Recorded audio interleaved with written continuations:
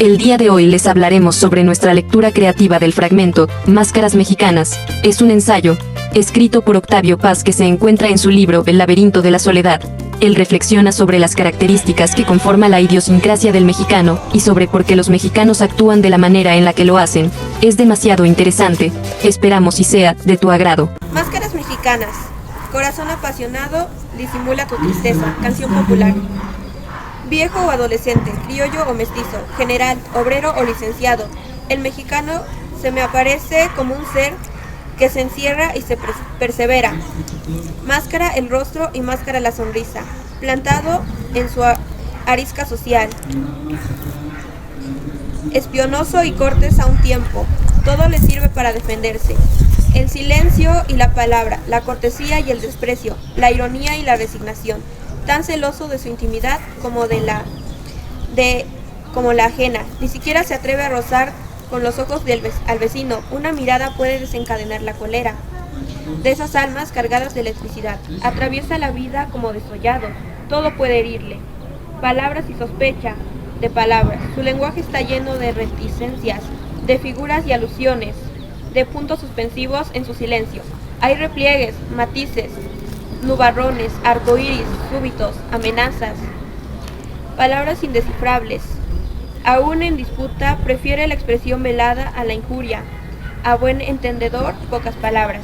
En suma, entre la realidad y su persona establece una muralla, no por invisible, menos infranqueable, de impasibilidad y lejanía. El mexicano siempre está lejos, lejos del mundo y de los demás, lejos también de sí mismo. El lenguaje popular refleja hasta qué punto nos defendemos del exterior. El ideal de la hombría consiste en no rajarse, nunca. Los que se abren son cobardes para nosotros, contrariamente a lo que ocurre con otros pueblos. Abrirse es una debilidad o una traición. El mexicano puede doblarse, humillarse, agacharse, pero no rajarse. Esto es permitir que el mundo exterior penetre en su intimidad. El rajado es de poco fiar, un traidor o un hombre de dudosa fidelidad, que cuenta los secretos y es incapaz de afrontar los peligros como se debe. Las mujeres son seres inferiores, porque al entregarse se abren. Su inferioridad es constitucional y radica en su sexo, en su rajada, herida que jamás cicatriza. El hermetismo es un recurso de nuestro recelo y desconfianza. Muestra que instintivamente consideramos peligroso al medio que nos rodea. Esta reacción se justifica si se piensa en lo que ha sido nuestra historia y en el carácter de la sociedad que hemos creado. La dureza y hostilidad del ambiente y esa amenaza escondida e indefinible que siempre flota en el aire nos obliga a cerrarnos al exterior, como esas plantas de la meseta que se acumulan sus jugos tras una cáscara. Solo, automáticamente, ante la simpatía y la dulzura, nuestra respuesta es la reserva, pues no sabemos si estos sentimientos son verdaderos o simulados, y además nuestra integridad masculina corre tanto peligro ante la benevolencia como ante la hostilidad. Toda abertura de nuestro ser entraña una disminución de nuestra hombría. Nuestras relaciones con otros hombres también están teñidas de recelo. Cada vez que el mexicano se confía a un amigo o a un conocido, cada vez que se abre, aplica y teme que el desprecio del confidente siga su entrega. Por eso la confidencia deshonra y es tan peligrosa para él que la hace como para el que la escucha. No nos ahoguemos en la fuente que nos refleja. Nuestra cólera no se nutre nada más del temor de ser utilizados por nuestros confidentes. Temor general a todos los hombres, sino de la vergüenza de haber renunciado a nuestra soledad. El que se confía se enajena. Me he venido con fulano, decimos cuando nos confiamos a alguien que no lo merece. Esto es, nos hemos rajado. Alguien ha penetrado en el castillo fuerte. La distancia entre hombre y hombre, creadora del mutuo respeto y la mutua seguridad, ha desaparecido. No solamente estamos a merced del intruso, sino que hemos abdicado. Todas estas expresiones revelan que el mexicano considera la vida como lucha, concepción que no lo distingue del resto de los hombres modernos. El ideal de la hombría para otros pueblos consiste en una abierta y agresiva disposición al combate. Nosotros acentuamos el carácter defensivo, listos a repeler el ataque. El macho, un ser hermético encerrado en sí mismo, capaz de guardarse y guardar lo que se le confía. La hombría se mide por la invulnerabilidad ante las armas enemigas o ante los impactos del mundo exterior. El estoicismo es la más alta de nuestras virtudes guerreras y políticas. Nuestra historia está llena de frases y episodios que revelan la indiferencia de nuestros héroes ante el dolor o el peligro. Desde niños nos enseñan a sufrir con dignidad las derrotas, concepción que no carece de grandeza. Y si todos somos estoicos e impasibles, como Juárez y Cuauhtémoc, al menos procuramos ser resignados, pacientes y sufridos. La resignación es una de nuestras virtudes populares. Más que el brillo de la victoria, nos conmueve la entereza de la adversidad. La permanencia de lo cerrado frente a lo abierto no se manifiesta solo como impasibilidad y desconfianza, ironía y recelo, sino como amor a la forma. Esta contiene y encierra la intimidad, impide sus excesos, reprime sus explosiones, la separa y aísla, la persevera. La doble influencia indígena y española se conjugan en nuestra predilección por la ceremonia, las fórmulas y el orden. El mexicano, contrario a lo que supone una superficial interpretación de nuestra historia, aspira a crear un mundo ordenado conforme a principios claros. La agitación en cono de nuestras luchas políticas prueba hasta qué punto las nociones jurídicas juegan un papel importante en nuestra vida pública. Y en la de todos los días, el mexicano es un hombre que se esfuerza por ser formal y muy fácilmente se convierte en formalista. Y es explicable, el orden jurídico, social, religioso o artístico constituye una esfera segura y estable. En su ámbito, basta con ajustarse con los modelos y principios que regulan la vida.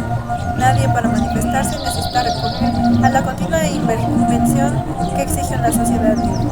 Quizá nuestro tradicionalismo, que es una de las constantes de nuestro ser y lo que le da coherencia, antigüedad a nuestro pueblo, parte del amor que le profesamos a la forma. Las complicaciones rituales de la cortesía, la persistencia del humanismo clásico, el gusto por las formas cerradas en la poesía, el soneto, la décima, por ejemplo, nuestro amor por la geometría, en las artes decorativas, por el dibujo y la composición en la pintura, la pobreza en nuestro romanticismo frente a la excelencia de nuestro arte barroco, el formalismo de nuestras instituciones políticas y, en fin, la peligrosa inclinación que mostramos por las fórmulas sociales, morales y burocráticas. En otras tantas expresiones de esta tendencia en nuestro carácter, el mexicano no solo se abre, tampoco se derrama. A veces las formas no se ahogan. Durante el siglo pasado, los liberales vanamente intentaron someter la realidad del país a la camisa de la fuerza de la Constitución de 1857. Y los resultados fueron la dictadura de Porfirio Díaz y la revolución de 1910. En cierto sentido, la historia de México, como la de cada mexicano, consiste en una lucha entre las formas y fórmulas que se pretenden encerrar en nuestro ser y las explosiones que nuestra espontaneidad se vengan. Pocas veces la fórmula ha sido creación original, un equilibrio alcanzado no expresa sino gracias a la expresión de nuestros instintos y quereres, nuestras formas jurídicas y morales. Por el contrario, mutilan con frecuencia nuestro ser, nos impiden expresarnos y niegan satisfacción a nuestros apetitos vitales.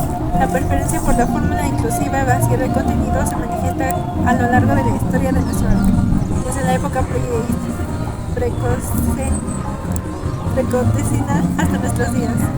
Antonio Castro Leal, en su excelente estudio sobre Juan Ruiz del Arco, muestra cómo la reserva frente al romanticismo, que es por definición el expansivo y abierto, se expresa ya en el siglo XVIII, esto es, antes de que siquiera tuviésemos conciencia de nacionalidad. Tenía razón los contemporáneos de Juan Ruiz y Alarcón al acusarlo de entrometido, aunque más bien hablasen de la formalidad de su cuerpo que de la singularidad de su obra. En efecto, la porción más característica del teatro niega al de sus contemporáneos españoles, y su negación contiene en cifra la que México ha puesto siempre a España. El teatro de Alarcón es una respuesta a la vitalidad española, afirmativa y deslumbrante en esa época, y que se expresa a través de un gran sí a la historia y a las pasiones.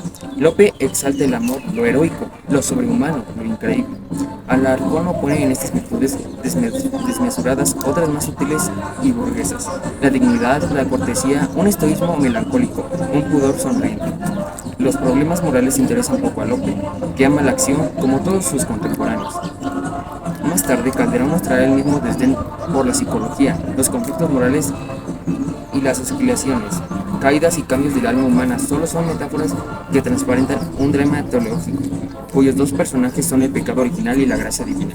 En las comedias más representativas de Alarcón, en cambio, el cielo cuenta poco, tampoco como el viento pasional que arrebata a los personajes lopescos. El hombre nos dice que el mexicano es un compuesto, y el mal y el bien se mezclan sutilmente en su alma.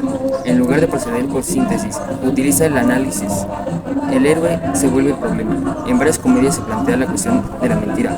¿Hasta qué punto un mentiroso de veras miente? ¿De veras se propone engañar? No es la primera víctima de sus engaños, y no es sí mismo a quien engaña. El mentiroso se mantiene a sí mismo, tiene miedo de sí.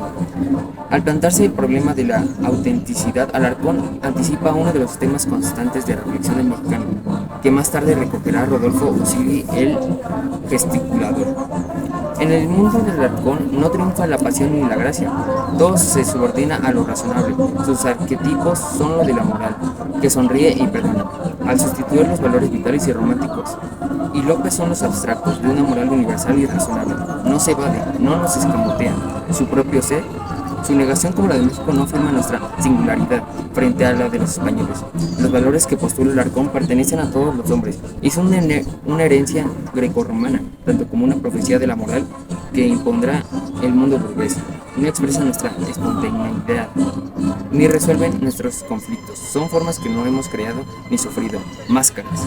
Solo hasta nuestros días hemos sido capaces de enfrentar al sí español, un sí mexicano, y no es una afirmación intelectual vacía de nuestras particularidades. La Revolución Mexicana, al descubrir las artes populares, dio origen a la pintura moderna. Al descubrir el lenguaje de los mexicanos, creó la nueva poesía. Si en la política y el arte mexicano aspira a crear un mundo cerrado en la esfera de las relaciones cotidianas, procura que imperen el pudor, el recato y la reserva ceremoniosa. El pudor que nace de la vergüenza ante la desnudez propia o ajena es un reflejo casi físico entre nosotros, nada más alejado de esta actitud que el miedo, el cuerpo característico de la vida norteamericana. Nada más alejado de esta actitud que el miedo. No nos da miedo ni vergüenza a nuestro cuerpo, lo afrontamos con naturalidad y lo vivimos con cierta plenitud. A la inversa lo que ocurre con los puritanos. Para nosotros el cuerpo existe, da gravedad y límites a nuestro ser, lo sufrimos y gozamos. No es un traje que estamos acostumbrados a habitar, ni algo ajeno a nosotros, somos nuestro cuerpo. Pero las miradas extrañas nos sobresaltan, porque el cuerpo no ve la intimidad, sino la descubre. El pudor, sí, así tiene un carácter defensivo, como la muralla china a la cortesía o a las cercas de órganos y cactus que separan en el campo a los jacales de los campesinos. Y por eso la virtud que más estimamos en las mujeres es el recato, como los hombres la reserva. Ellas también deben defenderse su intimidad. Sin duda, en nuestra concepción el recato femenino interviene la vanidad masculina del Señor, que hacemos heredado de indios españoles. Como casi todos los pueblos, los mexicanos consideran a la mujer como un instrumento, ya de los deseos del hombre, ya de los fines que le asignan la ley, la sociedad o la moral. Fines, hay que decirlo, sobre lo que nunca se ha pedido su consentimiento y cuya realización participa solo positivamente, en tanto que depositará de ciertos valores. Prostituta, diosa, gran señora, amante. La mujer transmite o conserva, pero no crea, los valores y energías que le confían la naturaleza o la sociedad, en un mundo hecho de la imagen de los hombres. La mujer es un reflejo de la voluntad y querer masculino. Pasiva, se convierte en diosa, amada, ser que encarna los elementos estables y antiguos del universo. La tierra, madre y virgen, activa, es siempre función, medio y canal. La feminidad nunca es un fin en sí mismo, como lo hambrío. En otros países, estas funciones se realizan a la luz pública y en brillo. En algunos se reverencia a las prostitutas o a las vírgenes. En otros se premia a las madres, casi en todos, se adula y respeta a una gran señora. Nosotros preferimos ocultar esas gracias y virtudes. El secreto debe acompañar en la mujer, pero la mujer no solo debe ocultarse, sino que, además, debe ofrecer ciertas posibilidades, sonreír al mundo exterior. Ante el escarzo erótico debe ser decente, ante la adversidad sufrida. En ambos cambios su respuesta no es instintiva ni personal, sino conforme a un modelo genérico. Y ese modelo, como en el caso del macho, tiende a subrayar a los aspectos defensivos y pasivos. en una gama que va desde el pudor a la decencia, hasta el estoicismo, la resignación y la impasibilidad.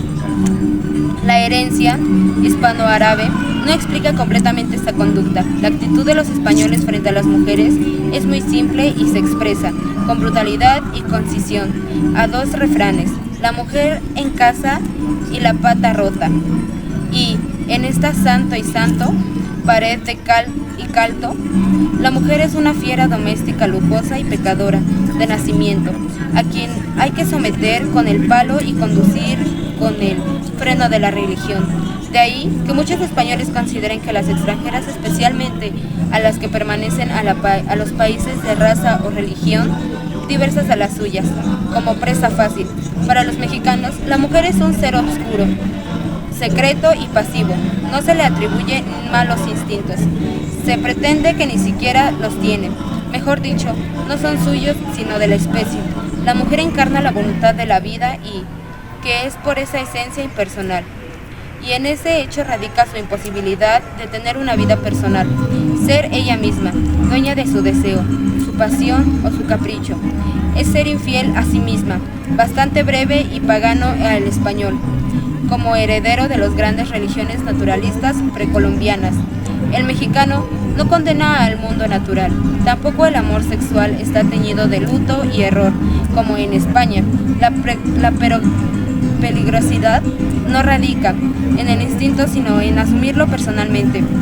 Reaparece así la idea pasiva, tendida o ergida, vestida o desnuda. La mujer nunca ella es ella misma.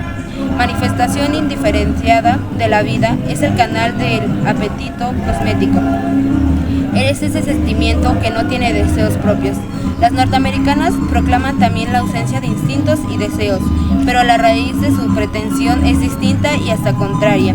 La norteamericana oculta o niega ciertas partes de su cuerpo y con más frecuencia de sus psiquis. Son inmorales y, por lo tanto, no existen. Al negarse reprime su espontaneidad. La mexicana simplemente no tiene voluntad. Su cuerpo duerme y solo se enciende si alguien lo despierta. Nunca es pregunta, sino respuesta. Materia fácil y vibrante de la imaginación y la sensualidad masculina esculpe.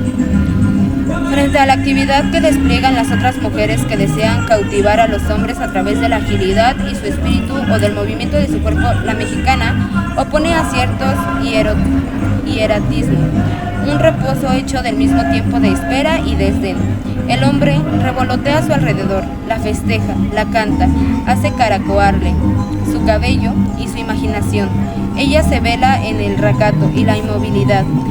Es un ídolo, como todos los ídolos, es dueña de fuerzas magnéticas cuya eficacia y poder crecer a medida del foco emisor es más pasivo y secreto. Analogía cósmica. La mujer no busca, atrae, y el centro de su atracción es su sexo cultivo. Pasivo, inmóvil, sol secreto. Este concepto bastante falsa si se piensa que la mexicana es muy sensible e inquieta, que lo convierte en mero objetivo en cosa.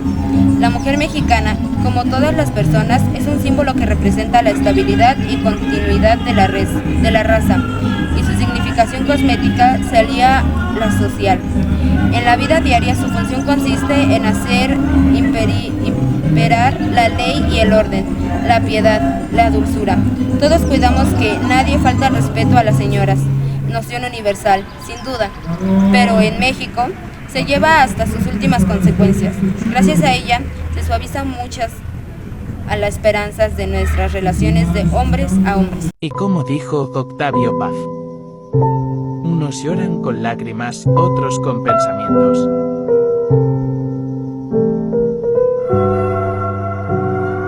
Gracias por tu atención, te invitamos a que pases a ver el otro video, en donde explicamos la reflexión y respondemos algunas preguntas respecto a la lectura.